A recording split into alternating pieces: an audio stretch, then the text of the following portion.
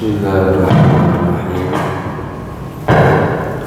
Assalamualaikum warahmatullahi wabarakatuh.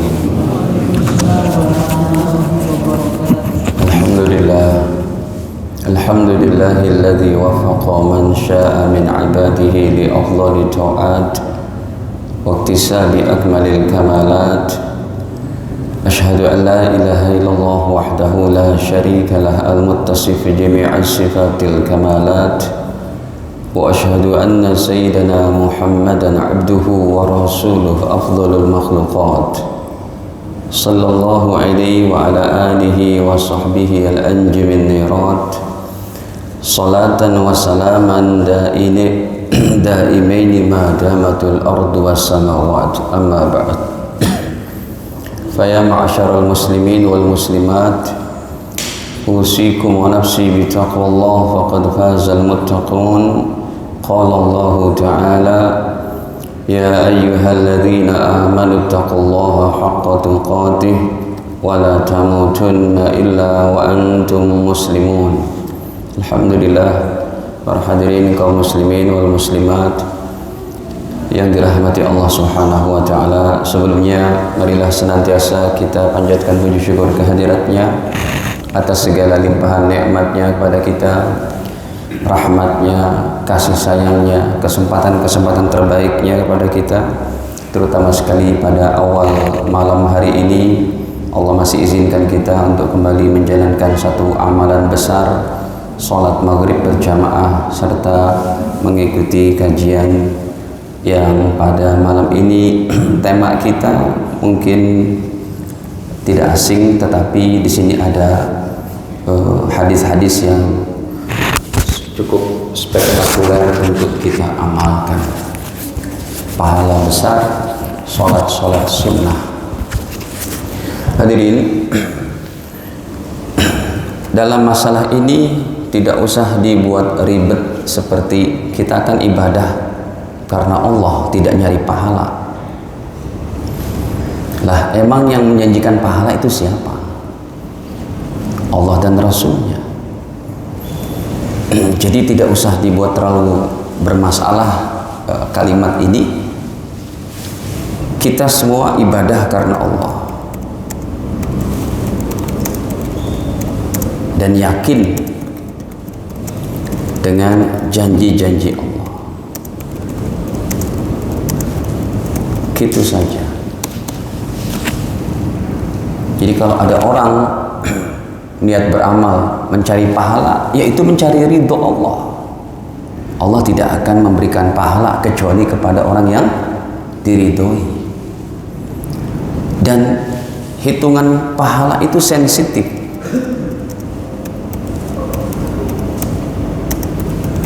Dosa pun demikian. Artinya ya, sensitif ini dalam waktu sedetik 2 detik bisa jadi pahala, dalam waktu sedetik 2 detik bisa jadi dosa. Coba, jadi apa yang Allah janjikan langsung dapat itu, Pak, dalam waktu per detik. Seperti contohnya, sebelum kita masuk pada inti materinya, dalam surat Fatir pada ayat ke-10, ada juga dalam surat Qaf pada ayat ke-18. Nantinya hadisnya Sahih Muslim dalam 852. Hadirin, contohnya, pahala itu sensitif. Kita kerjakan, langsung dapat. Langsung naik ke dalam catatan amal kita di akhirat sana, di atas langit ke-7. Langsung naik, diangkat oleh Allah. Seperti ucapan kita, subhanallah, tidak memerlukan 1 menit. Subhanallah, naik itu. Demikian juga 1 detik kita mencerca orang, mencaci orang lain, dasar kamu, itu juga langsung naik jadi dosa. Jadi hitungan dosa dan pahala itu sangat sensitif. Makanya ulama-ulama ahli thariqat, ulama-ulama ahli dzikir, kenapa mereka senantiasa melampiaskan apa itu? Semua nafasnya, bahkan setiap detik per detiknya dalam rangka berzikir kepada Allah. Karena hitungan pahala sensitif. Sayang kalau diri kita habis waktunya tanpa bernilai pahala. Baik. Contohnya surat Fatir, surat ke-35. Allah Ta'ala berfirman, ya, "Man kana yuridul izzah falillahil izzatu jami'a." Siapa yang mencari kebahagiaan, siapa yang mencari kemuliaan, falillahil izzatu jami'a, maka kebahagiaan, kemuliaan semua milik Allah. Ya, kebahagiaan, kemuliaan semua milik Allah Subhanahu wa taala. Ilaihi yas'ad kalimat thayyib, kepadanya naik, kepada Allah langsung naik kalimat thayyib, ucapan yang baik langsung naik, hadirin. Ya, ucapan yang baik langsung naik. Diucapkan subhanallah 1 detik naik. Wal amalu salih yarfa'u. Demikian juga amal soleh yang ringan aja langsung naik. Dosa pun demikian. Tadi sudah kita tuliskan, kedua diantaranya surat Qaf, surat ke-50 pada ayat ke berapa tadi? 18. Ya, Allah berfirman, "Ma yalfidhu min qaulin illa ladaihi raqibun atid." Tidak terucap satu ucapan pun illa ladaihi, kecuali di sisi manusia itu ada malaikat-malaikat pengawas, raqib atid. Satu pasang. Sensitif. Makanya orang yang paling hebat, orang yang paling terdepan dalam mencontohkan, mengamalkan ayat ini, Sayyidina Muhammad SAW. Sedetik pun waktunya tidak habis sia-sia, jadi pahala. Bapak dari rumah berjalan, 1 langkah subhanallah, alhamdulillah, wala ilaha illallah, Allahu akbar, tidak sia-sia itu. Sekalipun semuanya Anda nggak berzikir pun dari rumah, 1 langkah dihapus dosa, 1 langkah diangkat derajat, ditambah dengan berzikir. Atau contohnya ini kan Mas Roy, Mas Hanung kan biasa jogging nih, jogging sambil subhanallah, subhanallah. Atau kalau joggingnya tidak berzikir, ya masih bisa tertolong dengan niat pertama kali pas pakai sepatu, saya niat ya Allah untuk menjaga kesehatan supaya kuat ibadah kepada Engkau, jadi pahala. Tapi kalau sama sekali nggak niat dari awal, dalam joggingnya pun tidak berzikir, ya cuma dapat kesehatan aja tuh, tidak dapat nilai ibadah. Coba kita lihat hadisnya dalam Sahih riwayat Imam Muslim. Adik, kenapa Dek? Adik tenang.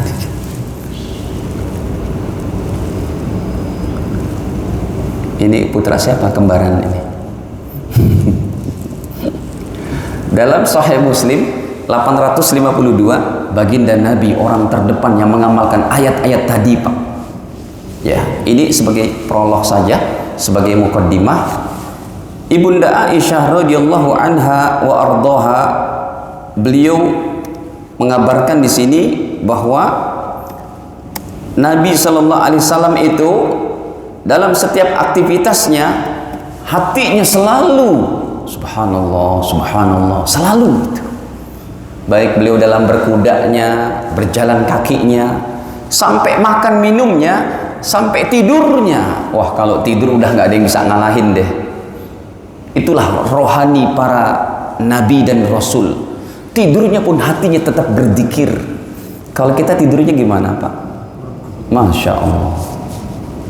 Kita tidur terlelap sudah habis, nggak ngerti apa-apa. Kalau kita tidurnya pakai adab-adab sunnah, bisa jadi mimpinya mimpi yang indah. Ketemu orang tua kita, ketemu ulama-ulama kita, ketemu para sahabat, ketemu para wali-wali, terlebih lagi ketemu Sayyidina Muhammad SAW.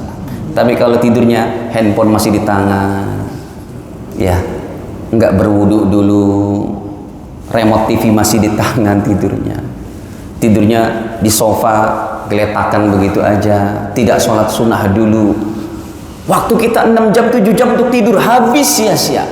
Itu berarti sepertiga umur kita sia-sia. Kalau tidur nggak pakai adab saja itu. Sayang Pak, sepertiga udah habis. Sepertiga lagi untuk kerja. Kerjanya nggak niat ibadah juga. Ya, udah habis 2/3. Tinggal sepertiga lagi, berarti 8 jam.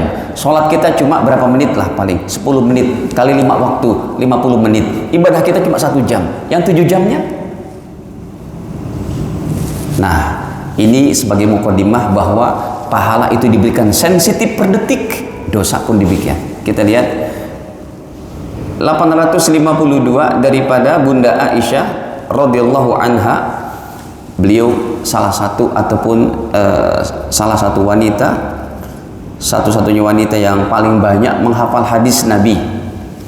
Makanya beliau termasuk ahli fikih, ahli hadisnya ini, Bunda Aisyah radhiyallahu anha. Qalat, beliau berkata, kana Nabiyyu sallallahu alaihi wasallam, adalah Nabi sallallahu alaihi wasallam, yadhkurullah, berzikir, mengingat kepada Allah taala, ala kulli ahyanih, di setiap detik per detiknya. Nabi mengingat Allah di setiap desah nafasnya. Baik, hadirin, kita kembali. Ini diantaranya mukaddimah daripada meraih pahala. Jadi apa yang kita niatkan mencari pahala itu sudah dari Allah dan itu ikhlas. Jangan dibuat ribet. Baik. Bahkan kalau ada orang, sebab pahala ini di luar logika kita, Pak. Nggak bisa kita cerna apa yang dikatakan oleh Allah, apa yang difirmankan oleh Allah, apa yang disabdakan oleh Nabi. Sudah kita yakin seperti itu. Contohnya saja dalam surat Muhammad, surat ke-47 pada ayat ke-15 itu. Tidak logik Pak kalau dipikir dengan logika kita. Masa sih ada sungai susu? Masa sih ada sungai arak, minuman keras? Masa sih ada sungai madu? Kalau di dunia ini kita dapat susu, dapat madu paling berbotol-botol, di surga sungai mengalir membentang, boleh, bukan cuma minum.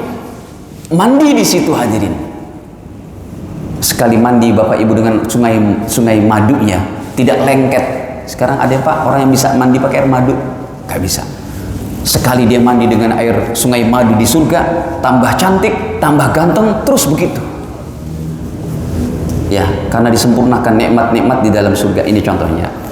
Masalul jannatil lati wa'idal muttaqun. Perumpamaan surga yang Allah janjikan. Ini pahala berarti. Kenapa? Karena Allah ridho. Allah ridho, Allah bagi dia pahalanya. Ya, masalul jannatil lati wa'idal muttaqun. Perumpamaan surga yang Allah janjikan untuk orang-orang bertakwa.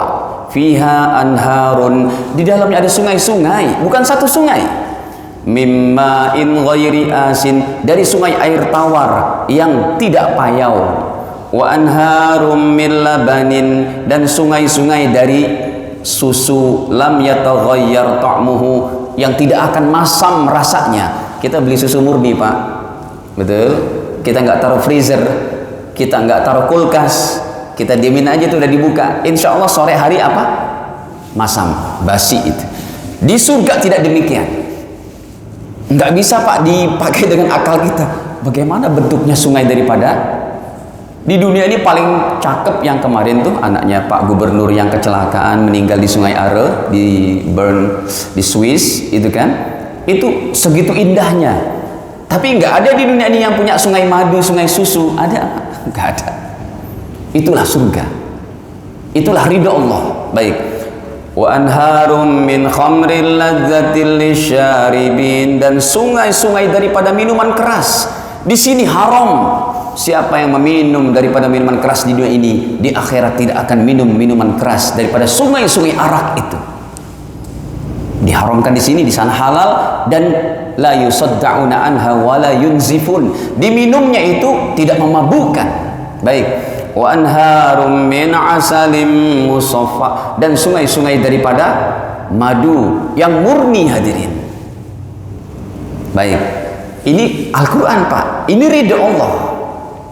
Dari situlah para sahabat kalau beramal semangat sekali. Kenapa? Langsung diberikan stimulusnya, ya, penyemangatnya dari siapa?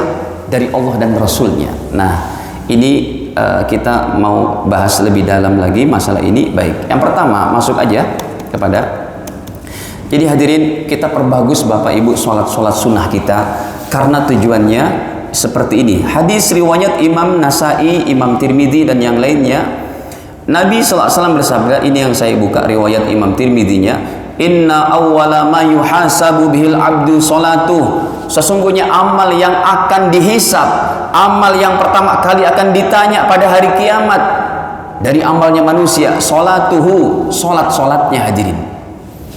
Hati-hati ini Pak, jangan mengabaikan sholat sunnah, dia sangat penting nilainya ya.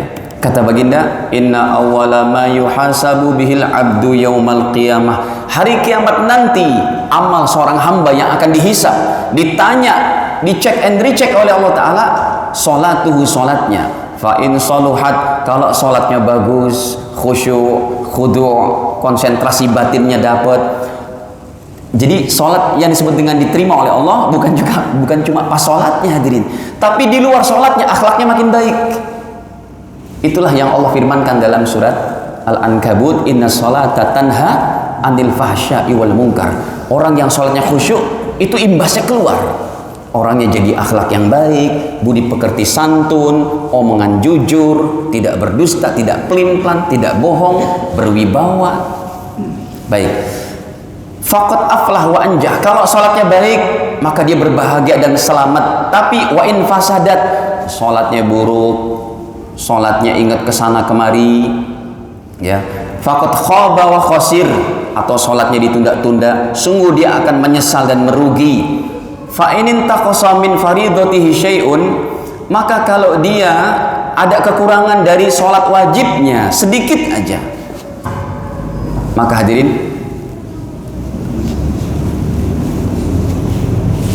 maka Allah berfirman, unzurul hal li abdi min tatawwu, kata Allah, wahai malaikatku, lihat apakah hambaku punya sholat sunnahnya, terutama qobliyah ba'diyah. Ini amalan sholat fardunya nggak bagus nih, kata Allah. Sholatnya menghayal kesana kemari, tidak menjaga konsentrasi batin, apalagi keluar sholatnya. Kata Allah Ta'ala, lihat sholat sunnahnya gimana, fayukammal biha man takhasa minal faridah, tambel itu apa-apa yang cacat dari sholatnya dengan sholat sunnah. Ini pertama, fungsi sholat sunnah adalah menambal kekurangan sholat wajib. Baik, tapi nggak bisa menggantikan Pak, ibaratnya baju robek-robek ditambal dengan sholat sunnah. Makanya orang yang meninggalkan sholat wajib mengqadha, tidak cukup dengan memperbanyak sholat sunnah. Kalau ada orang yang mengatakan cukup memperbanyak sholat sunnah, itu bukan fatwa ulama salafus soleh. Semua ulama salafus soleh, murid-murid para sahabat, Imam Hanafi, Imam Maliki, Imam Syafi'i dan Imam Hambali, semua menyatakan wajib mengqadha. Baik, jadi yang pertama adalah fungsi sholat sunnah untuk menambal sholat wajib yang cacat gara-gara sesuatu yang lain dalam sholatnya, dia mikir kesana kemari, ruku sujudnya tidak sempurna. Yang kedua, kita masuk kepada poin ini. Yang kedua adalah 2 rakaat qobliyah subuh ya. Ini sih yang paling terkenal dulu deh saya bawakan. 2 rakaat qobliyah subuh atau disebut sebagai sunnah fajar. Hadirin, sunnah fajar itu bukan sholat lain. Dibahasakan sunnah fajar adalah qobliyah subuh. Jadi kalau ada orang menjelaskan sunnah fajar 2 rakaat sebelum azan, itu mah bukan sunnah fajar namanya, itu masih tahajud. Jadi sunnah fajar kapan? Setelah azan subuh kumandang, sholat 2 rakaat. Ini pahalanya termasuk paling hebat hadirin. Kita lihat sahih riwayat Imam Muslim pada 1700 sekian. Saya tulis dulu. Ini 1721. Baginda Nabi SAW bersabda, rokaatal fajri, 2 rakaat qobliyah subuh, khairum minad dunya wa ma fiha, pahalanya lebih baik daripada mendapatkan kekayaan dunia dan seisinya. Ini Pak, sifat daripada pemberian pahala adalah cash and carry. You do it gitu ya. Take reward from Allah, langsung itu cash and carry, enggak pakai itu enggak. Anda kerjakan langsung dapat. Sebagaimana tadi sedetik kita ucapkan, subhanallah, langsung dapat. Nanti itu yang udah ada catatannya di Lauhil Mahfuz, yang dia dapati akan menjadi apa? Hilang, menjadi punah, menjadi rusak gara-gara diomongin ke orang lain. Ingin dipuji, ria, merasa paling bener. Nah itu, hati-hati. Jadi jangan kita rusak pahala-pahala ini yang udah ada. Makanya sebelum tidur bagus banget. Yang pertama, ya Allah, saya maafkan kesalahan orang-orang yang zolim kepada aku. Yang kedua, ya Allah, saya niat ikhlas semua amalku dari pagi sampai mau tidur ini. Setiap hari itu begitu Pak ucapkan. Baik. Hadirin, Pak Ustadz, ini kalau kita sekali sholat dapat kekayaan dunia dan seisinya, berarti orang beriman paling kaya dong Pak Ustadz. Paling kaya, tapi bukan di sini Pak. Ada yang pernah bilang, Pak Ustadz, ini bisa nggak dicairkan sekarang? Kalau bisa dicairkan sekarang, nggak ada lagi orang buka pabrik, buka toko, sudah kaya semuanya. Tapi pahala diberikan kapan? Nanti, pada hari akhirat nanti pahala diberikan. Hadirin para jamaah dirahmati Allah. Jadi kalau Anda sholat istiqomah sebulan, Anda berhak mendapat kafling di akhirat 30 kafling. Satu kaflingnya seluas dunia dan seisinya. Kalau Anda istiqomah setahun, Anda berhak mendapat kafling di akhirat 360 kafling. Satu kaflingnya sedunia dan seisinya. Kalau Bapak Ibu istiqomah 50 tahun saja, Anda berhak mendapat 18.000 kafling di akhirat. Satu kaflingnya sedunia dan seisinya. Belum pahala haji, umroh, tahajud, baca Quran, akhlak baik, mencari nafkah yang halal, sedekah, ke masjid, berjamaah, puasa sunnah, zikir pagi petang. Belum itu hadirin, baru pahala ini saja. Makanya mata ini akan terbelalak di akhirat. Orang di akhirat, Bapak Ibu, di surga nanti ini organ kita udah dirubah oleh Allah. Sebab kalau masih kayak begini, kita bisa langsung semaput. Saking besarnya melihat nikmat Allah. Ya Allah, pahala begitu besar, enggak kuat, jatuh dia. Ada orang karena saking bahagianya langsung apa? Enggak kuat jantungnya. Di akhirat tubuh kita dirubah organnya menjadi kuat menghadapi begitu spektakuler pahala-pahala yang tidak pernah didapati. Baik, yang kedua hadirin, yaitu ini sengaja malam ini kita bahas ini karena seingat saya belum dibahas dan ini sangat aplikatif, langsung bisa kita praktekkan. Yang ketiga hadirin, 4 rakaat. Saya dari qobliyah ba'diyah dulu ya, biar mengamalkannya gampang. Karena ini hari-hari kita hadapi.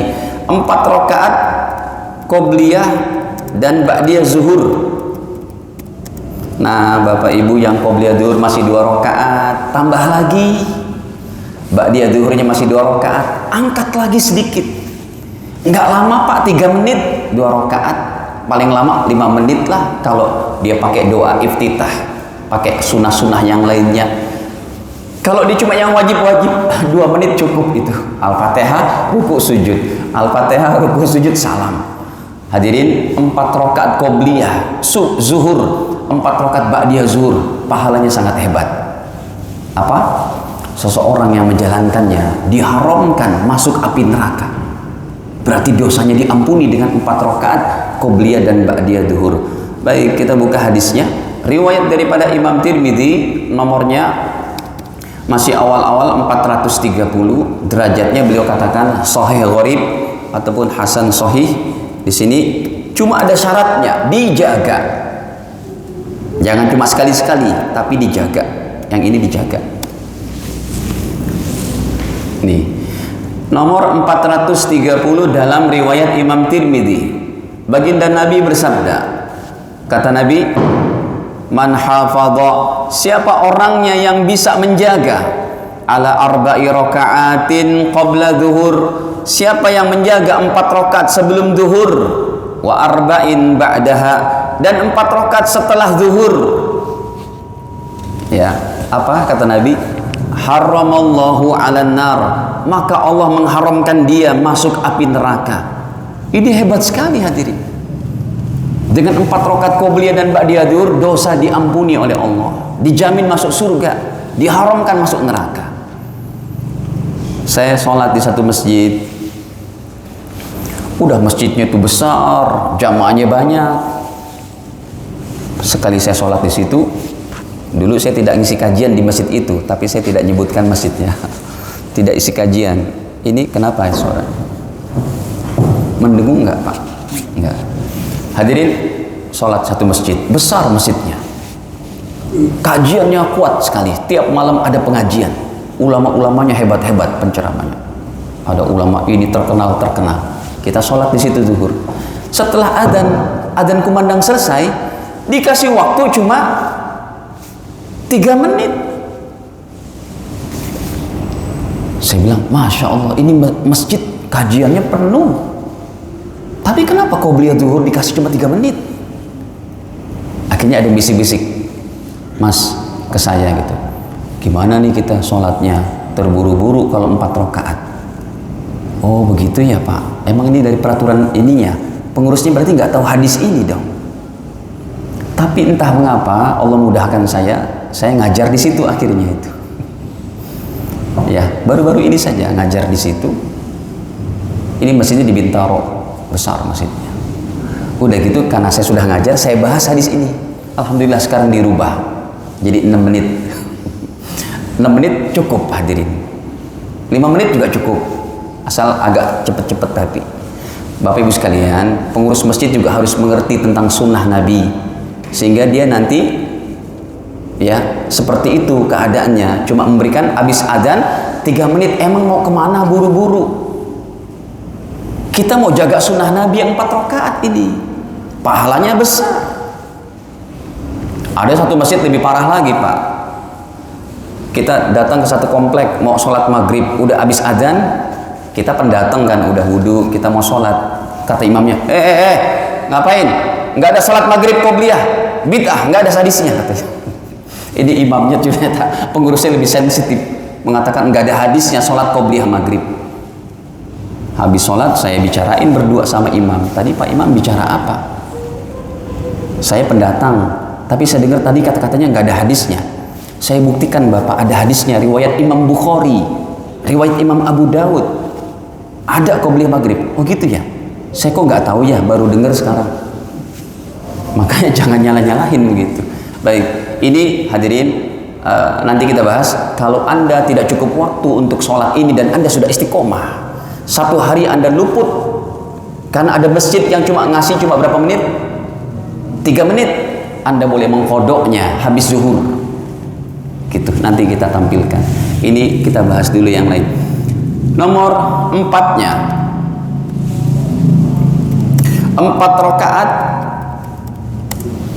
Saya tidak bahas yang 2 rakaatnya, karena 2 rakaatnya Nabi tidak berikan pahala besarnya.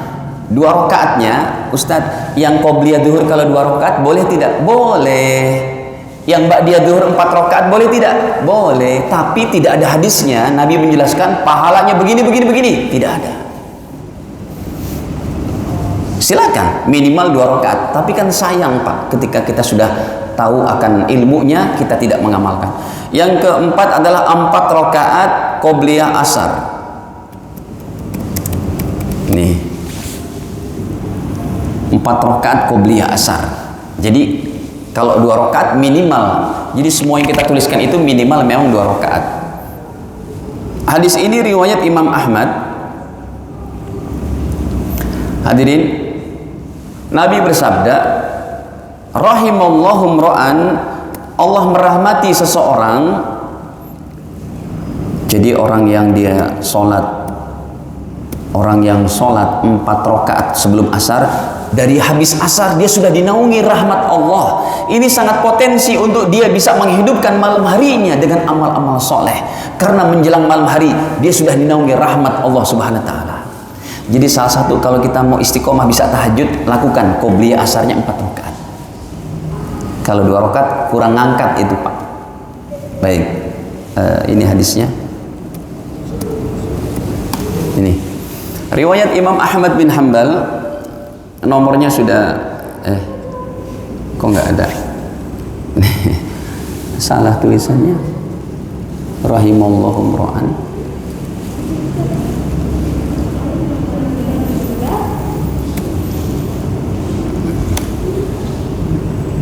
Ini dia. Ya. Hadis ini derajatnya hasan pada 5.980. Riwayat Imam Ahmad, Nabi bersabda, rahimallahu imra'an, Allah merahmati seseorang. Ya, itu kalau software ini, kalau satu huruf dari hadisnya itu kita salah tulis, dia tidak bisa tampil. Ya, memang sensitif banget juga ini. Jadi kita hafal hadisnya harus detail, itu nulisnya juga harus detail. Satu aja nggak ini beda, satu huruf aja nggak mau tampil dia, kan buat malu ustadznya pak. Udah dibilangin kok hadisnya nggak nongol-nongol gitu kan. Ini reputasi ustadznya dipertanyakan nanti itu. Ya, tapi syukur ketemu ini. Rahimallahu imra'an, Allah merahmati seseorang, shalla qoblal asri, yang dia sholat sebelum asarnya arba'an, 4 rakaat. Ustadz, yang 4 rakaat itu disolatin 4 rakaat langsung apa dua-dua? Jawabannya boleh 4 rakaat langsung, tapi tidak pakai tahiyat pertama. Mungkin Anda mau cepet ini. Ya, qobliyah zuhurnya mau cepet, ya udah 4 rakaat langsung, tapi tidak pakai tahiyat awal. Langsung rakaat ketiga, rakaat keempat hanya Fatihah, tidak usah baca surat, salam. Tapi kalau ditanya lebih afdol mana, 4 rakaat langsung dengan 2 rakaat? Jawabannya 2 rakaat salam, 2 rakaat salam itu lebih afdol, lebih baik, lebih bagus. Karena lebih banyak baca suratnya itu pada setiap rakaatnya habis Al-Fatihah. Ayat-ayat yang pendek, surat-surat yang pendek. Ya, begitu. Nah hadirin, kita lihat lagi, ini nomor kelimanya. Ini yang jarang Pak diamalkan. Tolong diamalkan Pak. Kalau kita kerjakan berpahala 83 tahun. Kita amalkan berpahala 83 tahun, bayangin. Itulah pentingnya kita membongkar-bongkar ilmu hadis, supaya amalan kita makin kuat, supaya rasa cinta kepada kehidupan akhirat makin kuat. Ini kan bukti cinta kepada kehidupan akhirat. Dunia akan kita tinggalkan. Semua ini adalah tempelan-tempelan yang sementara. Titel, degree, kesarjanaan, harta, aset, semua akan kita tinggalkan. Ini yang abadi hadirin. Baik, 4 rakaat, yang nomor 4 rakaat ba'diyah isya. Boleh 1 salam, boleh 4 rakaat langsung 1 salam, yang bagusnya 2 rakaat 2 rakaat. Baik hadirin, kita lihat hadisnya ini, 4 rakaat ba'diyah isya. Pahalanya seperti apa? Ini pun kami dapati hadisnya dalam kitab hadis terpanjang hadirin, nomornya itu sampai 37.000 hadis. Padahal Sahih Bukhari, ya, Sahih Bukhari cuma 7.000 itu Pak, 7.124 di sini nih. Ini hadisnya sampai 37.000, hampir berapa kali lipatnya itu. Baik, kita buka di sini riwayatnya sebentar. Ini riwayatnya Imam Ibnu Abi Syaibah. Tapi alhamdulillah tidak terlalu jauh kitabnya. Ini kitabnya nih. Nih, yang saya kasih warna biru itu. Tinggal kita tulis. Nih. Para jamaah dirahmati Allah, hadisnya ada 4 Pak. Dari 4 hadis ini, yang 1 derajatnya sahih, yang 3 derajatnya hasan. Nggak ada yang lemah. Ya, riwayatnya cakep-cakep dan bagus-bagus ini. Coba kita baca. Dari 4 sahabat itu, dari Aisyah, Abdullah bin Umar, Abdullah bin Mas'ud, dari Ka'ab bin Mati'. Ini contohnya dari Ka'ab bin Mati', tapi bisa juga kita tampilkan dari Aisyah dan yang lainnya. Baik, beliau berkata, man shalla arba'an, siapa yang sholat 4 rakaat ba'dal isya, setelah isya, yuhsin fihin ruku' was sujud, yang mana dia perbagus, rukuknya bagus, ada tumakninah, sujudnya bagus, ada tumakninah. Kata Nabi, adal nabi mislihinna min lailatul qadri, maka dia berpahala seperti mengerjakan 4 rakaat di malam Lailatul Qadar. Kita memahami Lailatul Qadar sudah habis dengan perginya bulan suci Ramadan. Betul. Lailatul Qadar sudah habis, tetapi Allah sisakan satu pahala ini. Kalau sejatinya Lailatul Qadar di bulan Ramadan, Anda ibadah pada malam itu yang bertepatan dengan Lailatul Qadar, iktikaf Anda dinilai 83 tahun, sedekah Anda dinilai 83 tahun, baca Qur'annya dinilai 83 tahun, berdoanya dinilai 83 tahun. Ya. Kemudian amal soleh yang lain bernilai itu. Tapi kalau ini hanya 4 rakaat dinilai 83 tahun. Siapa yang sholat 4 rakaat habis Isya, maka bernilai seperti 4 rakaat di malam Lailatul Qadar. Jadi nanti habis Isya kita sholatin 4 rakaat, nilainya itu 83 tahun. Inilah kita sedang mengumpulkan poin-poin pahala, Pak, sebelum kita kembali kepada Allah. Sayang kalau kita tidak kerjakan secara baik. Nah, hadirin, ini diantaranya keutamaan daripada sholat-sholat sunnah. Kemudian yang lain kita tambah lagi. Masih ada waktu? Berapa menit lagi? 9. Nomor 6. Nomor 6 adalah 4 rakaat sholat duha minimal.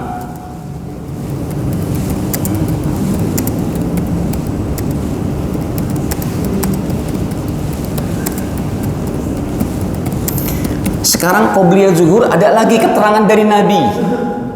Tadi udah qobliyah zuhur 4 rakaat dan ba'diyahnya 4 rakaat. Ini khusus qobliyah zuhurnya 4 rakaat sama minimal sholat duhanya 4 rakaat. Ya, kalau sholat duha yang 2 rakaat pahalanya seperti bersodakoh kepada persendian yang 360 ini.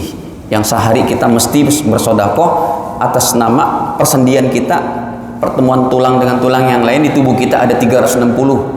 Itu dicukupkan hanya dengan sholat duha 2 rakaat. Tapi untuk sholat duha 4 rakaat, Bapak Ibu akan disediakan satu rumah di surga.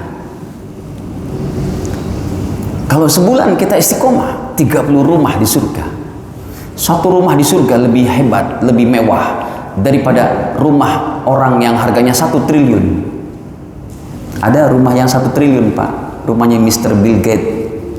Kalau dibuka gorden ruang tamunya itu, view-nya udah lautan. Ada hiu macam-macam. Saking kayaknya itu dia punya rumah. Ini rumah abadi di akhirat nanti. Kita boleh saving dari sekarang. Klaster-klaster di akhirat udah disediakan. Anda mau ngambil yang mana? Ada Firdaus, ada Jannatul Khuldi, ada klaster Darussalam, ada klaster Naim, ada klaster Darul Muqamah, ada klaster Aden, ada klaster Muqamul Amin, ada klaster Darul Qoror. Mau yang mana pilih? Baik, kita buka dalilnya ini. Ini hadisnya cukup jauh ya, saya cari dalam kitab-kitab hadis. Riwayatnya pun Imam Tabrani dan derajatnya kata para ulama hasan. Nih contohnya.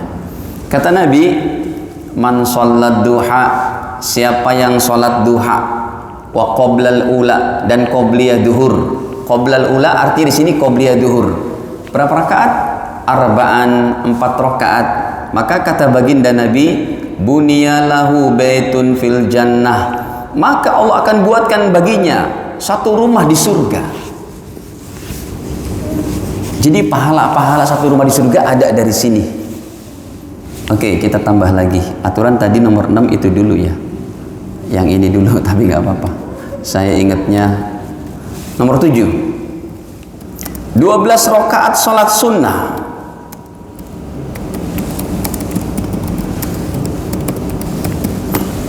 12 rakaat sholat sunnah rawatib dikumpulkan ada 12 rakaat, Anda berhak mendapat satu rumah di surga juga. Ini banyak nih cara mendapatkan satu rumah di surga ya. Jadi hadirin, ketika kita mau sholatin itu, hadirkan Pak yang sudah kita pelajari. Ya Allah, saya mau sholat qobliyah duhur nih ya Allah, 4 rakaat. Allah, hadirkan pahala itu untuk kekhusyuan sholat kita, supaya ada rasa semangat menjalankannya. Itulah bedanya orang yang mengerti ilmu dengan tidak mengerti ilmu. dia menjalankan tanpa ada stimulus perangsang dari Allah, nggak begitu semangat nantinya. Dan kalau dia sudah mengerti akan benefitnya dan keutamaannya, kalau dia tinggalkan, dia bersedih itu. Ya Allah, saya nggak bisa tadi qobliyah, gimana caranya? Gitu. Nah, ini nomor 7 kita tampilkan hadisnya, riwayat daripada Imam Muslim. Nabi SAW bersabda, man sholla isnata asyara, siapa yang sholat 12 rakaat,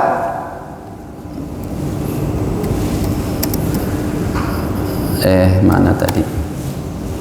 Nih, 1727. Nabi bersabda, Sahih Muslim ya, sangat kuat.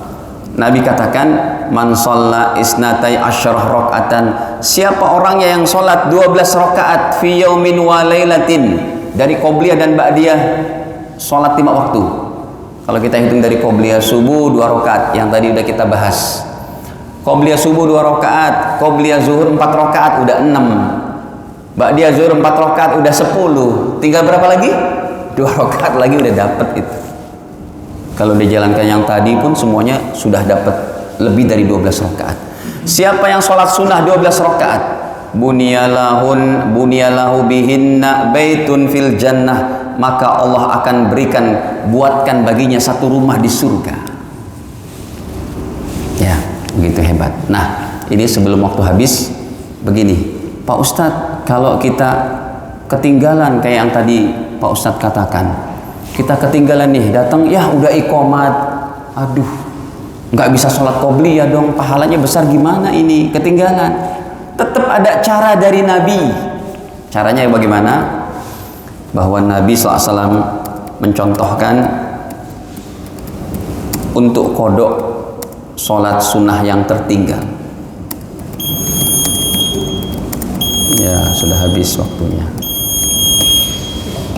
Ya, ini mengkodok ini boleh tambah dikit Pak, tambah dikit aja.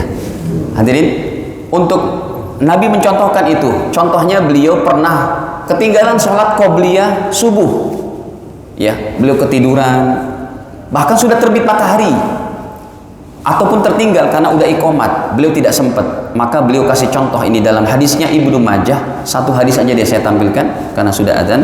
Ya, di sini dari sahabat Abu Hurairah, kata-katanya langsung Nabi mengkodoknya.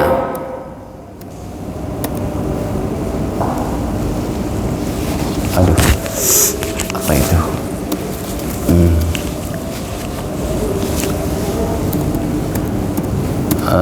Saya agak lupa lafadznya itu. Atau Sahih Bukhari saja. Ibnu Majahnya saya nggak ingat. Sahih Bukhari saja. Ini bahkan sholatnya ba'diyah zuhur. Ba'diyah zuhur Rasul kodok habis asar. Habis asar kan nggak ada sholat sunnah, tidak apa-apa kalau sholatnya niatnya kodok, karena itu punya sebab, gitu ya. Nah, ini contohnya ketika Nabi pernah ditanya sama Bunda Maimunah, dan ya Rasul, Tuhan sholat apa ini habis asar? Kan nggak ada sholat sunnah. Maka Nabi katakan, ini adalah sholat ba'diyah zuhur yang masih kurang 2 rakaat saya kodok. Nah, ini saja ya. 1176, ini riwayatnya lebih tinggi, bahkan riwayat Imam Bukhari. Ya, Nabi ditanya, ya Rasul, apa ini 2 rakaat? Ya, sa'alti anir rakaatain ba'dal asar. Ini 2 rakaat habis asar apa? Kenapa Tuhan sholatkan? Kata Nabi, innahu atani nas min Abdul Qais. Tadi saya kedatangan delegasi Bani Abdul Qais. Fasyaghaluni, mereka menyibukkan aku, anir rakaatain la allatain ba'da zuhur, dari 2 rakaat habis zuhur yang tersisa belum saya kerjakan karena kedatangan tamu. Tamu itu bertanya terus sampai masuk asar. 2 jaman itu berarti namu kepada Nabi. Kata Nabi, fahumahatan, ini dia saya kodok habis asar 2 rakaat. Boleh mengkodok sholat, dan semua sholat yang kita ketinggalan silakan dikodok pada waktu apa saja. Tujuannya untuk supaya amal kita tetap sempurna. Semoga Allah Ta'ala berikan kemudahan kepada kita untuk mengamalkan dengan apa yang telah kita pelajari. Allah alam bisawab. Subhanakallahumma bihamdik, asyhadu an la ilaha illa anta astaghfiruka wa atubu ilaik. Wa sallallahu ala sayyidina Muhammad wa ala alihi wasallam. Walhamdulillahirabbil alamin. Wassalamualaikum warahmatullahi wabarakatuh.